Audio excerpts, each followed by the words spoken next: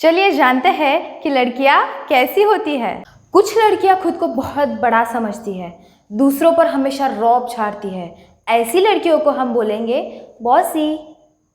कुछ लड़कियां हमेशा अजीबोगरीब कपड़े पहनती है, मतलब बिल्कुल बेतुके कपड़े पहनती है, और ऐसी लड़कियों को हम बोलेंगे फ्रम्पी। कुछ लड़कियां हमेशा किसी न किसी की बुराई करती रहती है, और ऐसी लड़कियों को हम बोलेंगे बिची। कुछ लड़कियां दिखने में तो बहुत सुंदर होती है, पर अकल से होती है एकदम पैदल, मतलब खत्म। तो ऐसी लड़कियों को हम बोलेंगे बिम्बो। ये